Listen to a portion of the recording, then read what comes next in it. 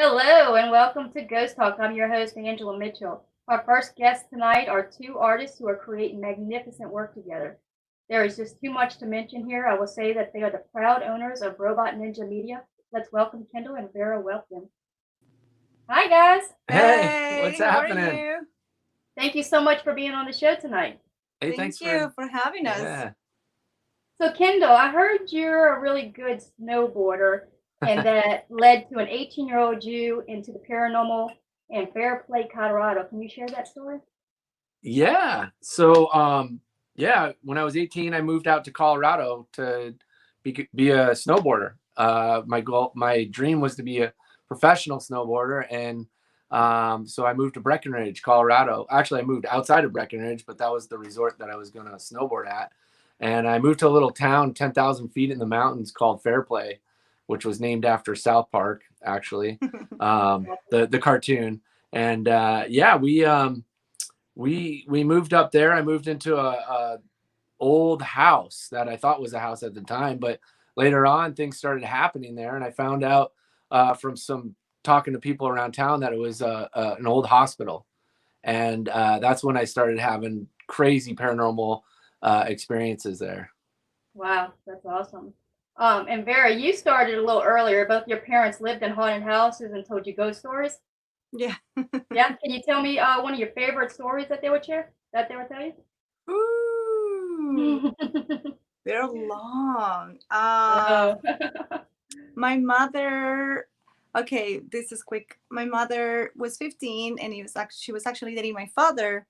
They were both in high school, and her house was so haunted. One day, my dad was waiting for my mother to finish getting ready, and he was getting spooked because he kept hearing all these noises going all around him as he's waiting for my mother who was getting ready, and and that's how my father found out that my mom lived in a haunted house. They were hearing, my father was hearing steps, like high heel steps coming towards him, and thinking, well, that's my mom who's coming, and nobody was there. He kept hearing like a big barrel full of coins, what it seemed coins, that kept rolling down the roof, and he would get to the end and nothing will fall. All kinds of weird noises that would just totally make you scratch his head, like what's going on in this house. And apparently my father also lived in a haunted house, and that was one of the topics that united both my mom and dad when they were in high school. And then here I am. Yeah, same deal with y'all, huh? Yeah. So you've been in a lot of art competitions and have won first place several times. Do you still paint? I tried. Oh, it's like one of those topics. You know, you life gets in the way. You become a mother, and then you're busy, and then you're this and that, and this and that. And I lost my studio a long time ago, and I packed all my art supplies, and they're still in boxes, and I haven't taken them out. I had the opportunity to draw, kind of push me a little bit during our last documentary. And he said, I know you can do it. Just get on the floor and just give me a couple drawings. And I was like, okay. So I went into my zone and I did my best. And he actually made me draw for our last documentary. That's Yeah, awesome. she did all Yeah, the so I was able to reconnect a little bit with that part. And I have a few paintings, but I haven't really sat down and done anything big in a So while. it's time to start back up, right? Yes, Yeah. I she's love being it. humble. She just did an awesome drawing for this Bigfoot Oh, recreate that's true. Nice. Discovery Channel show, I and did. yeah, I did. she's That getting was back pretty cool. into it. Yeah, Yeah. Nice. really Nice. cool. Fantastic. So, Kendall, I saw one of your interviews that you got hired on Ghost Hunters from an ad on Craigslist. Can you tell me about that? Yeah. So I was like editing and filming. I was doing camera work, and I was living in Los Angeles, and I I just finished up one gig, and that's how you looked for work back in the day, was looking on Craigslist for gigs. I didn't really know a lot of people, so I saw this ad. It said ghost hunting show gearing up quick, and I was like, ooh, that's like right up my alley, because I love the places that I lived in a long time ago and have grown up around kind of just ghost stories and stuff. So I applied for the job, and uh, yeah, they interviewed me like on a Wednesday, and then like they literally hired me after the interview. Like I remember the one of the producers ran downstairs and I was like walking out to my car and he's like, Kendall, come back. They want to talk to you again. And I went back up to the office and they hired me right on the spot. And like 2 days later, I was in Savannah, Georgia, meeting Jay, Steve, Tango, Donna, yeah, Brian Harnoir. It was so surreal. I didn't really know the show, honestly. I had watched like Most Haunted, so I was like going in kind of thinking, shoot, man, like, am I gonna get possessed? You know, because on Most Haunted they always get like possessed. So I didn't know what I was getting into, and man, like Jay and Grant and Steve and Tango, those guys are so awesome. They like just accepted me right away, and I was scared. Like I remember just being on set, like, this is one of the craziest gigs I ever got. I hope I don't mess it up, you know. That's awesome. So it was So, fun. Vera, you and Kendall met on Ghost Hunters Academy. Is that correct? Was it love at first sight? And how did you get on with Ghost Hunters? So tell me first, was it love at first sight? I think it was. Oh. He's blushing too. It was hard because we weren't allowed to talk to each other. So it took a long time for us to even find out that we actually liked each other. I liked him right away. The first moment I saw him at the lobby, he had this really cool look with his beads in his hat and his red bands and all cool. And he was so funny and his energy super upbeat. And at that time, I just needed that. You know, I needed just positivity and just happiness. And he had it all. And I loved his attitude and I just loved him, and I mean, he didn't know. We didn't find out for the longest time. He had no idea I liked him, and I had no idea he actually liked me back too. Like it was just way later. Nice. And then for the Ghost Hunters Academy, I was watching Ghost Hunters because I had experienced so much paranormal stuff in my life, and especially after my father passed away, that I needed answers. Of course, like all of us experienced crazy things. And I had nowhere to go. So one of the things that I went to was a TV show called Ghost Hunters. And I thought we'll find my answers there and reading books and whatnot. And then the commercial popped about Ghost Hunters Academy. And I'm thinking, ooh, an academy. I'm going to learn about ghost hunting. I'm going to really learn to see if my dad is really trying to talk to me, because I had no idea what to do. I was so naive and thinking it was really going to be an academy and I was going to be trained. And even though I did learn a lot, I've learned everything I know from Ghost Hunters, from Steve and Tango and Jay and Kendall, who worked with them forever. So in a sort of way, it was an academy. It really did teach me a lot, even till now. Like I still learn things from you and everybody. Anyway, I got chosen and there I was. I quit my job literally overnight. And I was working in a psychiatric unit as a nurse at the time. And then I showed up to set in Louisville, and I found out our first case was going to be Waverly Hills, and I almost about to pass out because that's awesome, beyond anything I imagined. And then there he was. Nice. Talking about haunted locations, we're going to move into our haunted section. Cool. We're going to take a look at Melbourne Manor.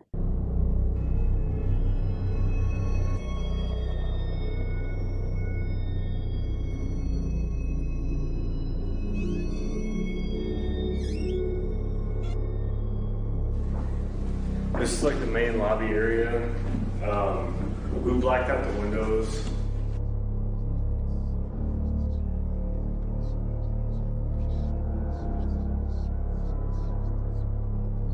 You can hear your footsteps in here pretty frequently.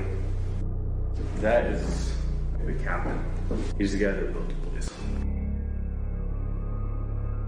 That wheelchair will move.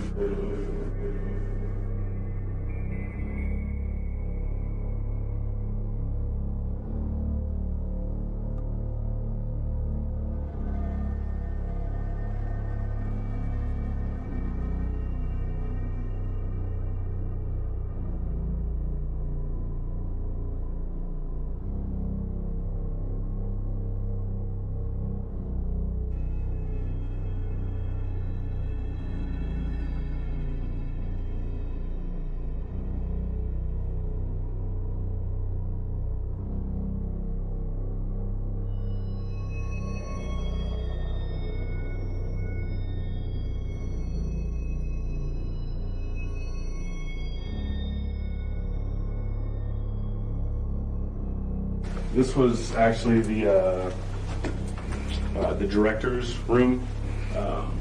Because she loved her job so much, she actually moved her home here. So where's the trailer house? It's behind the Behind. carport, like back to the west.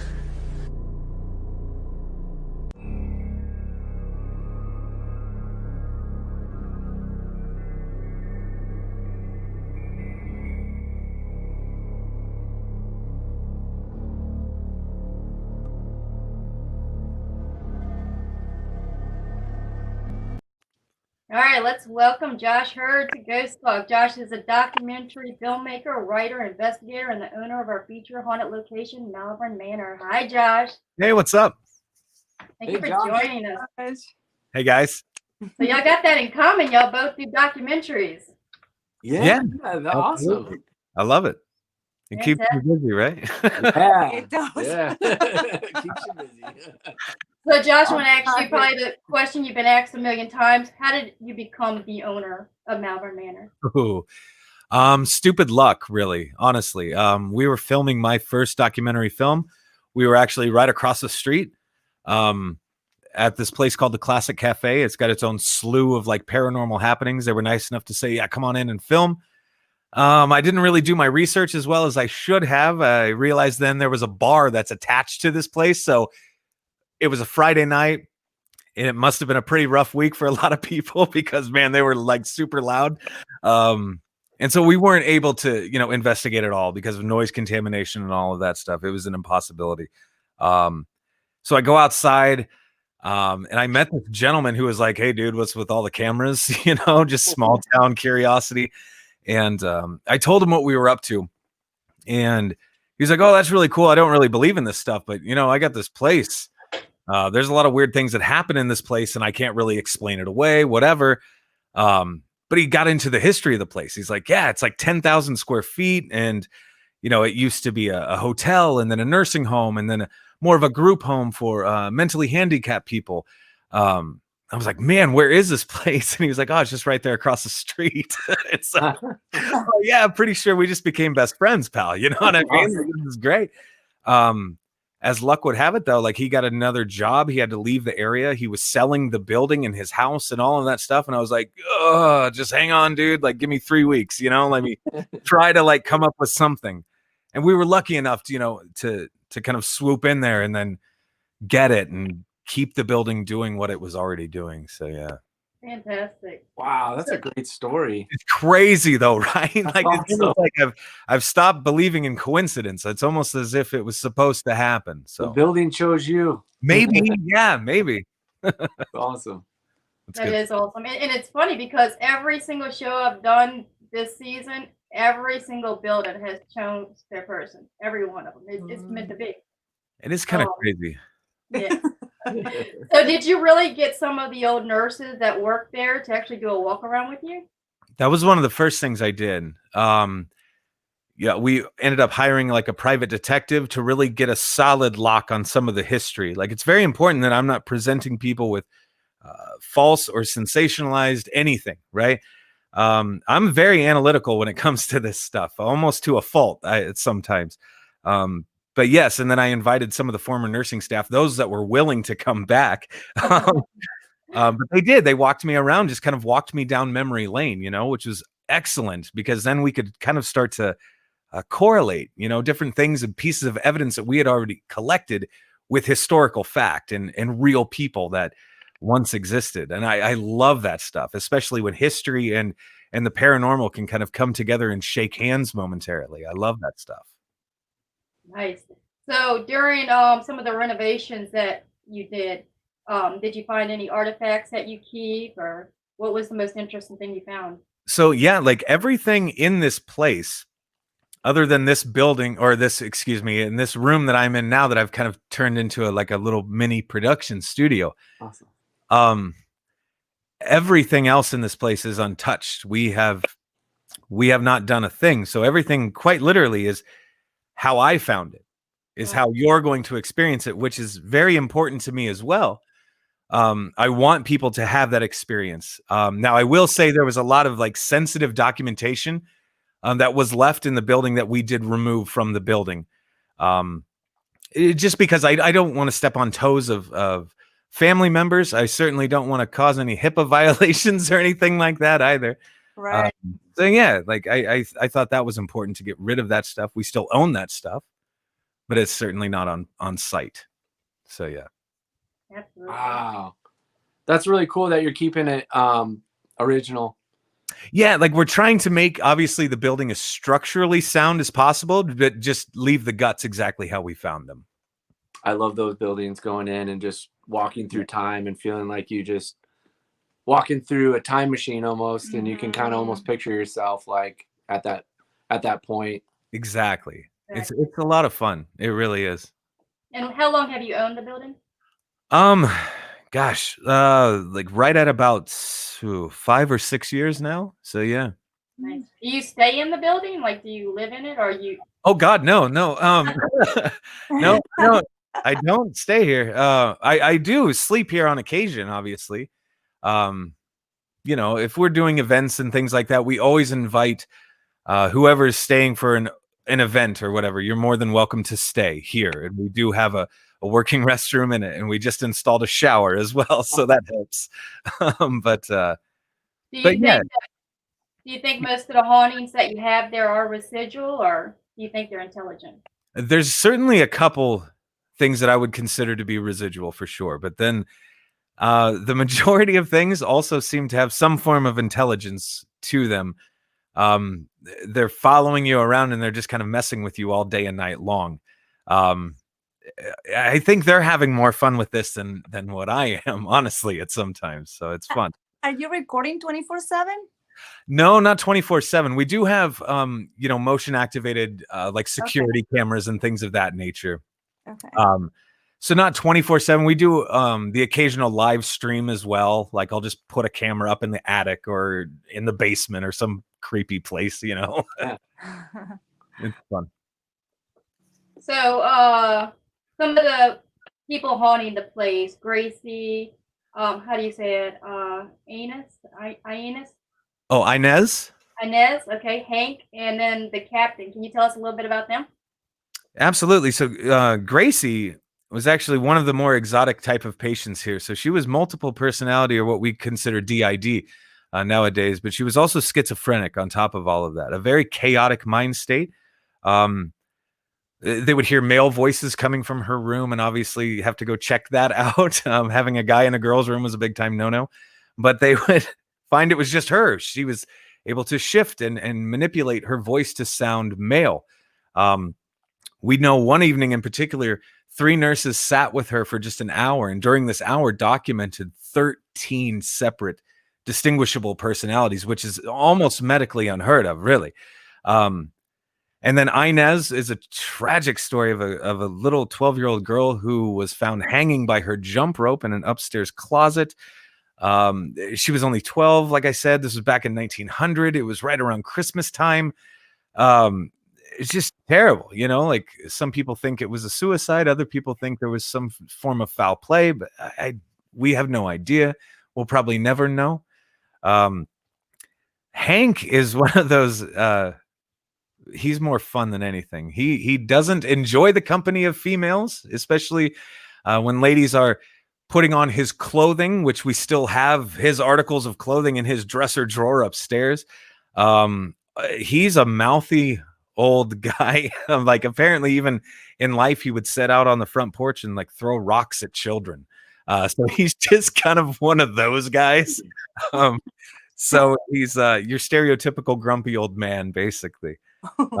And then the captain, the captain, I always kind of, I don't know, he was one of the original owners of the building.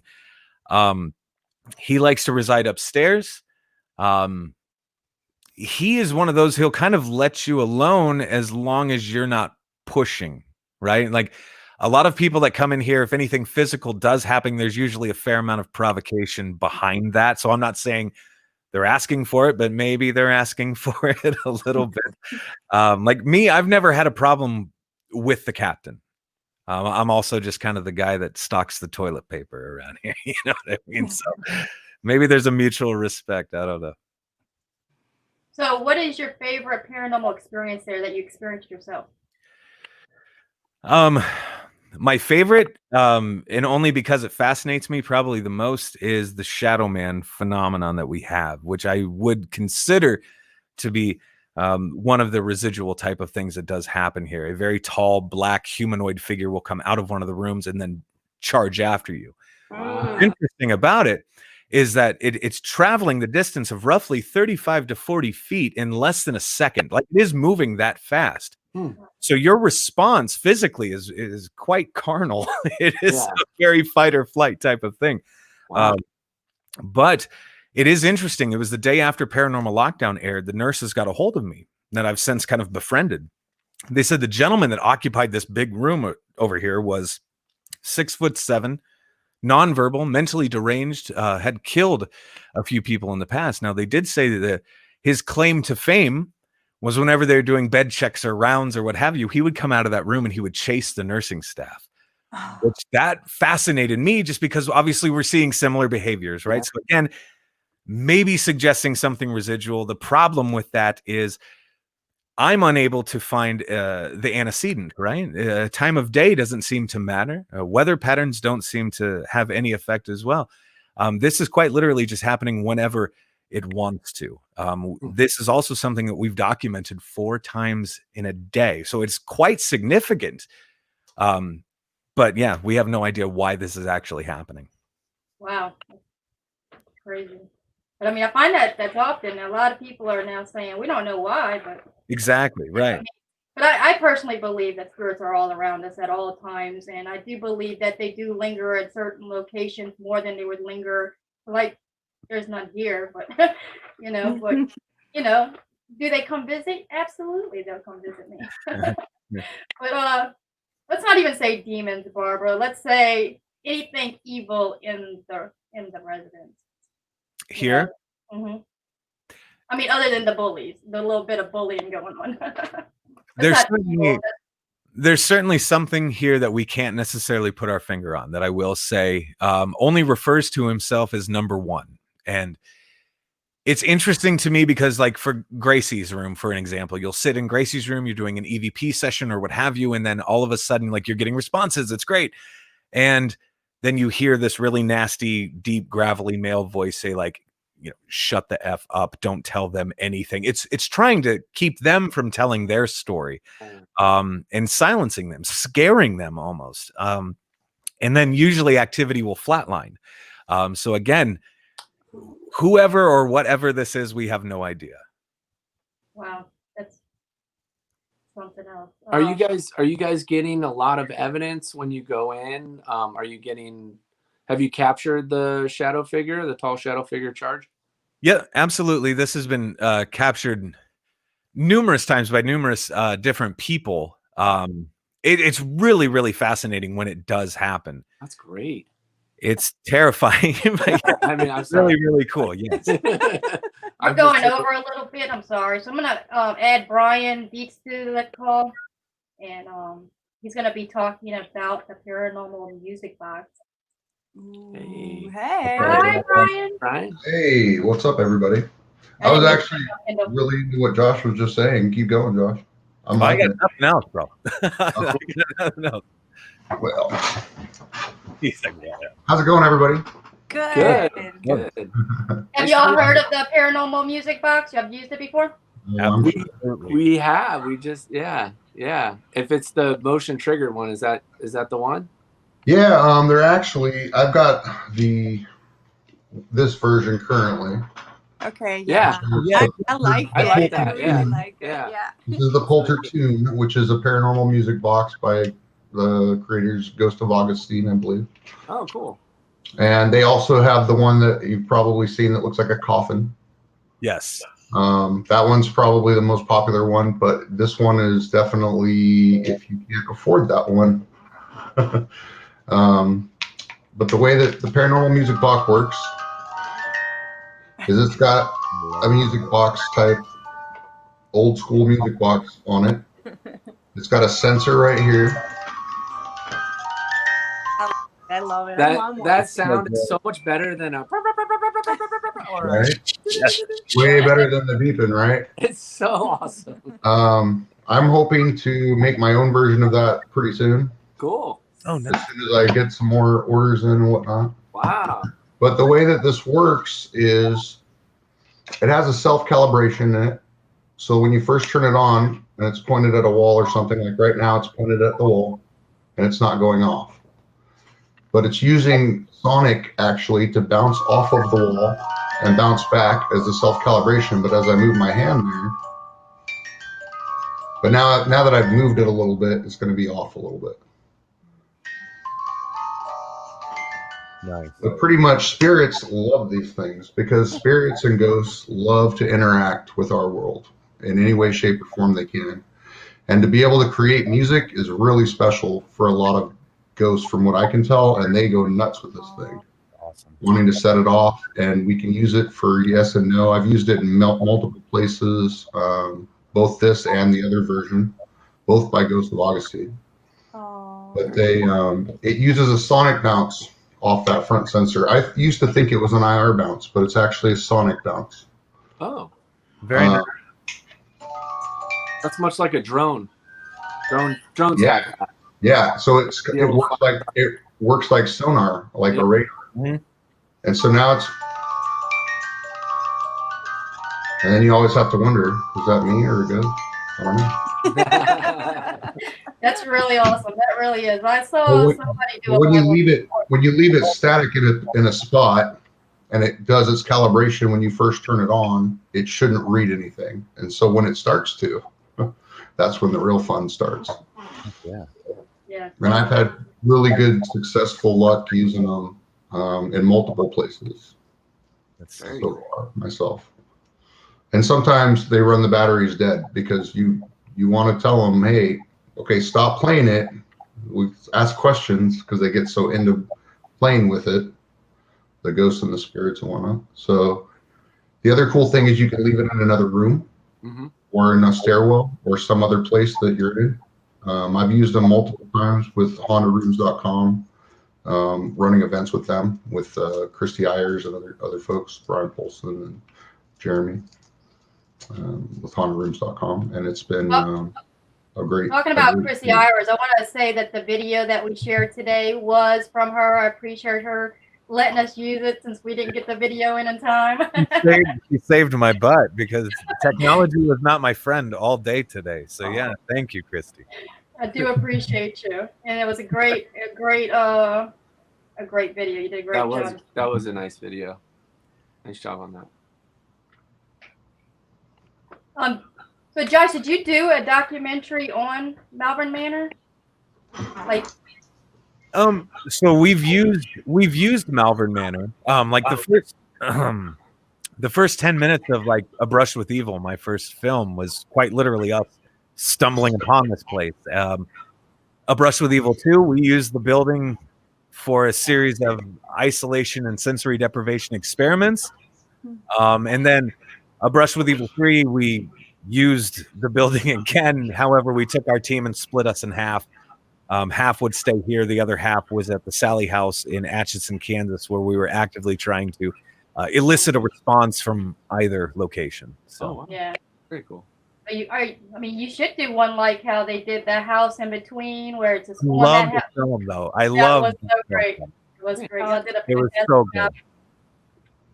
I don't watch TV, but I watched that a couple times. I did Oh. love it. Oh, Awesome.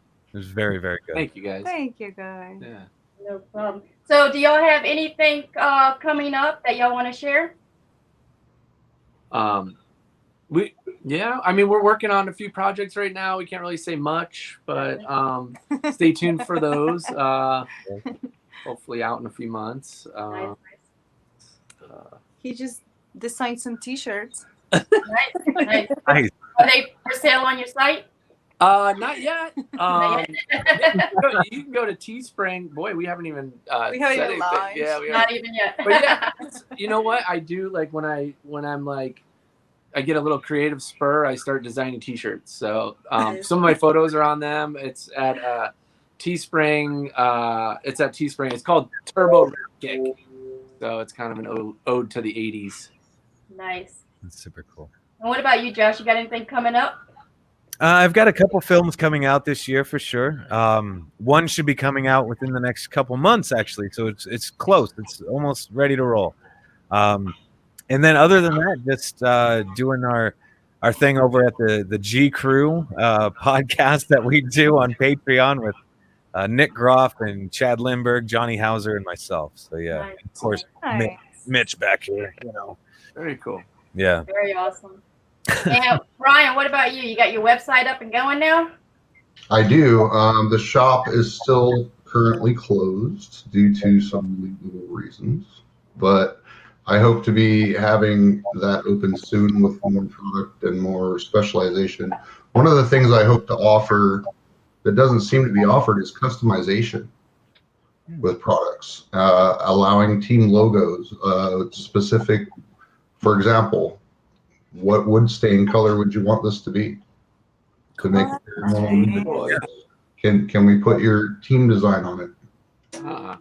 Can we wood burn it in? Can we do it a different way? That'd be cool. There's a lot of customizations that I'm looking forward to being able to present to the community just to mix it up a bit. Because, for example, every K2 looks the same, and I don't care for that. Yeah, and next time you go to investigation and nobody knows who's who, you got to put a sticker on. That too. So one of the customization options I'm hoping to offer is a custom case with a logo and your name on it. Cool. Potentially. That's awesome. We'll see how it goes. Yeah, good luck to you. That's awesome. Thanks. So I really appreciate everybody coming on the show. We went a little bit over, but that's okay because y'all were all really great. Next week, we're going to have John Daughtry, Ben Stevenson, and John Cushman. So be sure to join us next Tuesday at 9 p.m. Central Time. And Kendall, I'll actually see y'all at the Texas Paracon, so I'm looking forward to that. Nice. Josh, are you going to the Texas Paracon as well? Sounds like we'll be there. Oh, Awesome. Wait, Very cool. maybe you'll come too. But I want to just thank you, everybody, for coming. I'm going to end this now, but it was really great to meet everybody. Thanks for having us. You too. Thank you for having us. Appreciate it. It's nice to meet you guys. All right, bye.